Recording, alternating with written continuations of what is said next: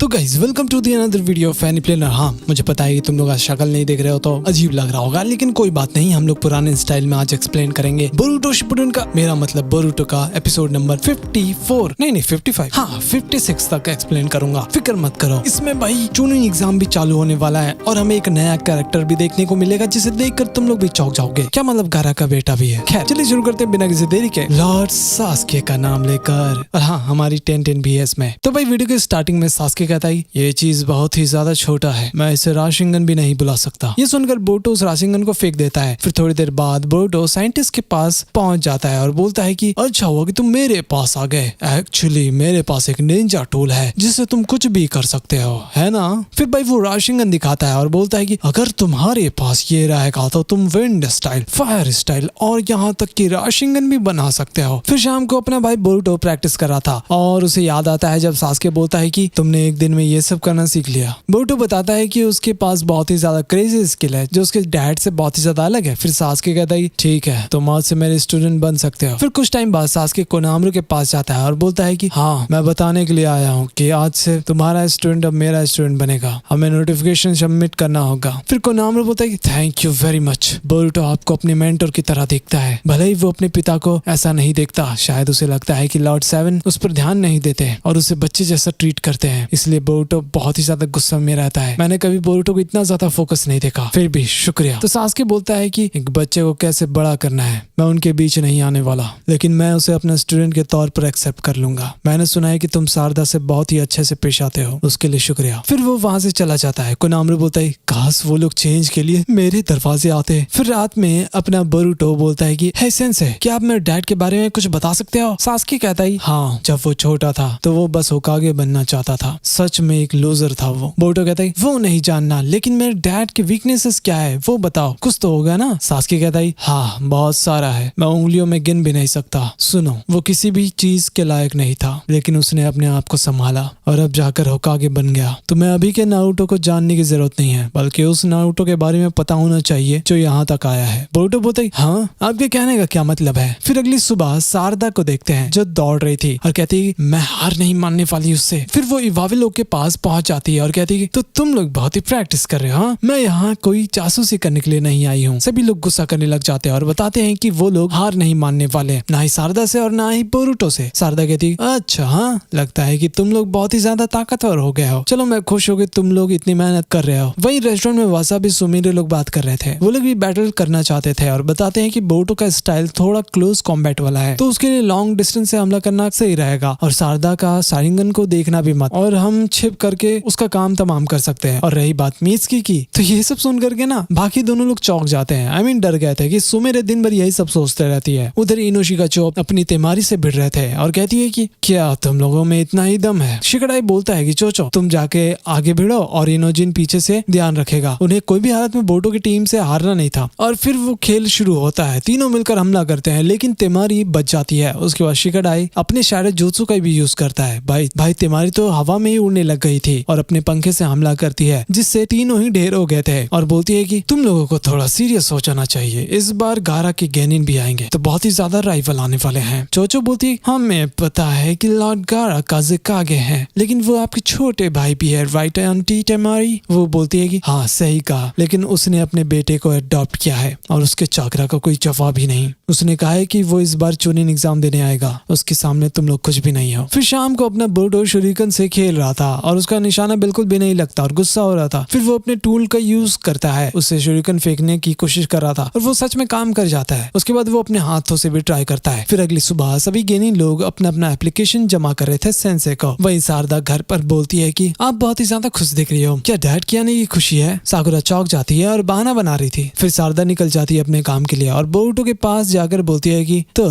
तुम मेरे डैड के स्टूडेंट बन गए हो, अब बताओ तुम उनके साथ क्या सीखना चाहते हो। बोरुटो बताता है कि वो अपने डैड के बारे में वीकनेसेस का पता कर रहा है। तो शारदा कहती हाँ ठीक है, लॉर्ड होकागे को चैलेंज करने से पहले तुम्हें चूनिन बनना होगा, समझ गया है। बोरुटो कहता है कि हाँ, इसलिए तो उनके साथ ट्रेन करना चाहता हूँ ताकि चूनिन एग्जाम में अपने डैड को दिखा सकूं। शारदा बोलती है कि आखिर तुम सोच क्या रहे हो। हाँ, फिर बोरुटो भी अपना एप्लीकेशन फिल कर लेता है। तभी वहाँ पर मीत्सुकी भी आ जाता है अपना एप्लीकेशन लेकर। वहीं कहीं खोली में किनशिकी बोलता है कि लगता तो यही यही है कि कागुया का एक भी स्क्रॉल नहीं बचा। फिर तभी वहाँ पर उराशिकी आकर बोलता है, लॉर्ड मोमोशिकी आप अभी तक यहीं पर हो। फिर मोमोशिकी पूछता है कि उसका खोज कैसा चल रहा है चाकरा फ्रूट का। तो उराशिकी बताता है कि भाई इतने दिन बाद हम लोग मिले हैं तो ये सब क्यों पूछ रहे हो, हालचाल ले लो। फिर मोमोशिकी को धरती का फोटो दिखाता है वो, और मोमोशिकी कहता है कि तो कागुया इस जगह की इंचार्ज थी, अब मैं ज्यादा देर नहीं रुक सकता। फिर वो लोग कहीं जाने लग जाते हैं। थोड़ी देर बाद किनशिकी और मोमोशिकी दोनों धरती के ऊपर बात कर रहे थे कि तुम्हारे कहने का मतलब है कि डिवाइन ट्री का चाकरा को 9 मॉन्स्टर्स में तोड़ दिया गया था। उराशिकी बोलता है कि हाँ सही कहा, और वो लोग उसे टेल बीस्ट बुलाते हैं, और जो लोग अपने अंदर रखते हैं उसे चिंजुरकी कहते हैं। किनशिकी कहता है कि इसका मतलब चिंजुरकी के पास चाकरा है। उराशिकी बताता है कि हाँ उनके पास तो रहता ही है, वो भी बहुत ही ज्यादा। मोमोशिकी भी कहता है कि तो वो लोग टेल बीस्ट को चाकरा के फॉर्म में रखते हैं, ये तो सच में बहुत ही अजीब लोग हैं। उराशिकी बोलता है अभी तो सिर्फ 2 ही चिंजुरकी बचे हैं,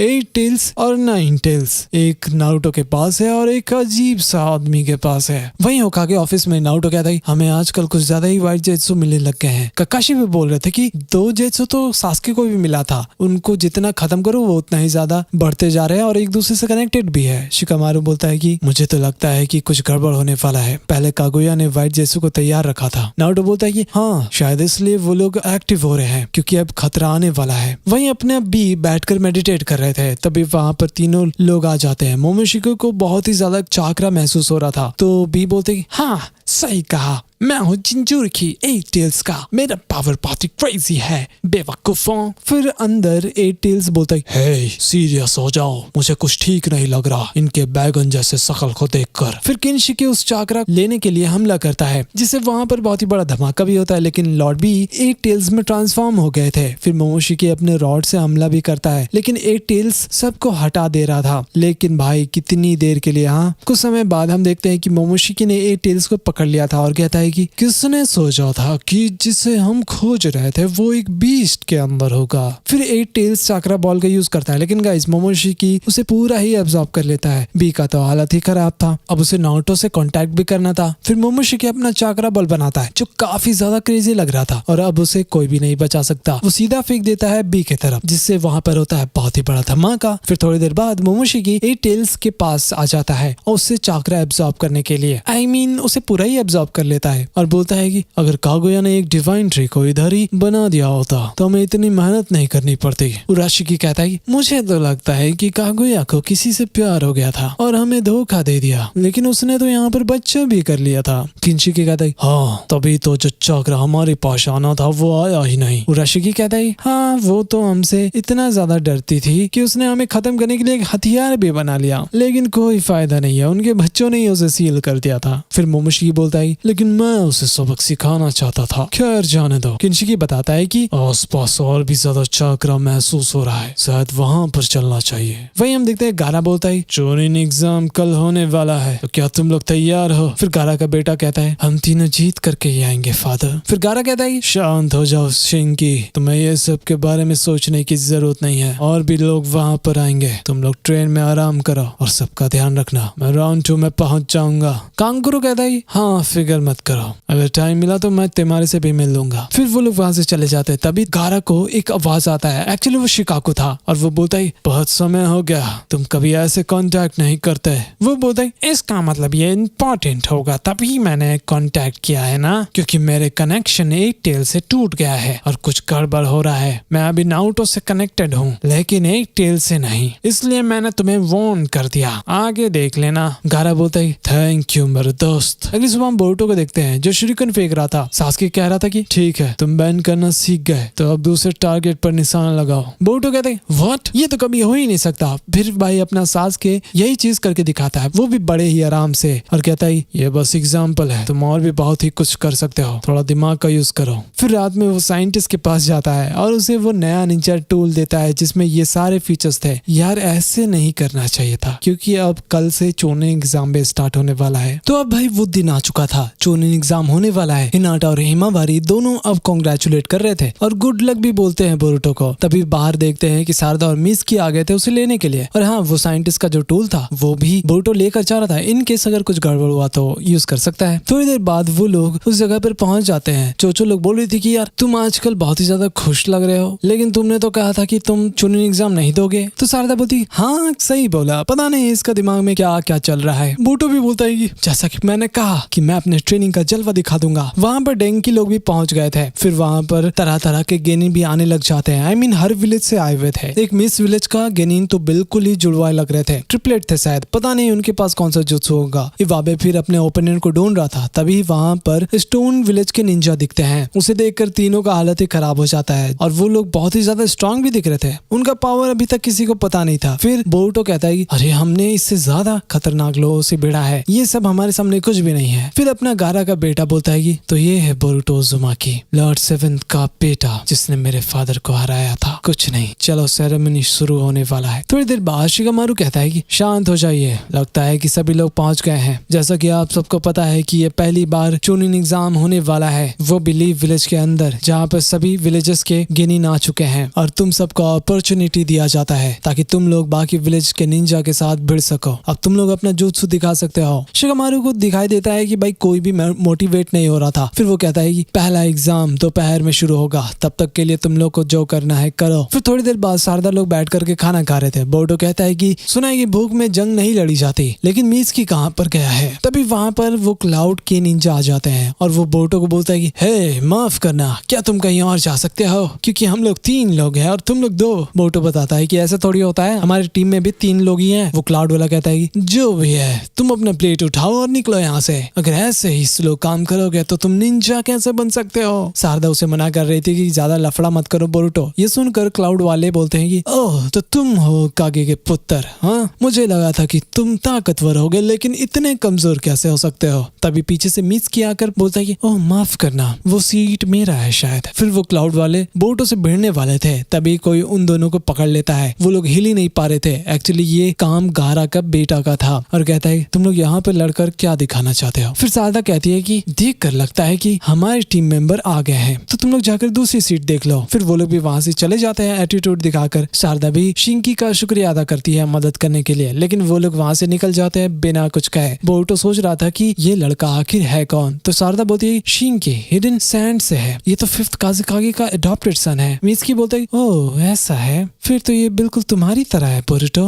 उसके बाद हम देखते हैं कुछ टाइम बाद बोरुटो लोग खड़े थे, तभी वहाँ पर मिज़ुकागे आ जाते हैं और कहते हैं हे बोरुटो, बहुत समय हो गया है, मैं कागुरा को ला नहीं पाया क्योंकि मैंने उसे इंचार्ज बना दिया है विलेज का, लेकिन उसने एक मैसेज भेजा है। उसने कहा है कि वो तुमसे मिलने जल्दी आएगा एक चूनिन के तौर पर। वो सच में बहुत ही ज्यादा ट्रेनिंग कर रहा है ताकि वो सक्सेसर बन पाए और तुम्हें भी वही करना होगा। मेरे विलेज के लोग भी बहुत ही ज्यादा स्ट्रांग है। मिसकी कहता है कि मुझे तो लगता है कि किसी को भी हराना आसान नहीं होगा। वहीं ऊपर दारोई आ जाता है, वो भी क्रुत्सोची के पास। हाँ कांकुरु भी था उनके साथ। दारोई बोलता है ये अच्छी बात है कि हम लोग शांति की ओर बढ़ रहे हैं, लेकिन इसके वजह से चूनिन बहुत ही कम हो चुके हैं, हमें नए लोग चाहिए होंगे। क्रुत्सोची बोलती है कि लेकिन लॉर्ड गारा कहाँ पर गए, एग्जाम जल्दी शुरू होने वाला है। तभी वहाँ पर मिज़ुकागे आ जाते हैं और कहते हैं तो आप लोग यहाँ पर हो, सभी तैयारी हो गई है। फिर थोड़ी देर बाद नीचे साई कहता है ठीक है सभी लोग आ गए हैं, तो मैं सबको समझाना चालू करता हूँ। राउंड 1 में होगा ट्रू और फॉल्स क्विज। ये सुनकर सबका दिमाग ही खराब हो जाता है कि ये क्या हो रहा है। साई कहता है क्वेश्चन यहाँ से 20 किलोमीटर दूर जाकर रिवील होगा और जो लोग वहाँ पर नहीं पहुँचेंगे 1 घंटे में वो लोग डिस्क्वालीफाई हो जाएंगे। और हाँ बहुत सारे ट्रैप्स होंगे। बोरुटो और सारदा को समझ आ जाता है क्लॉक वॉच तो पहले ही चालू हो चुका है। फिर वो लोग सभी लोग तेजी से निकल जाते हैं। वहाँ पर हड़कंप मच गया था। साई कहता है मैंने तो अपना एक्सप्लेनेशन खत्म भी नहीं किया था। तो शिगामारू कहता है ये एक्सप्लेनेशन ही एक ट्रैप था, अगर वो लोग आखिरी तक सुनते तो वो लोग वहाँ कभी नहीं पहुँच पाते। चलो इतना तो समझ आ गया है उनको।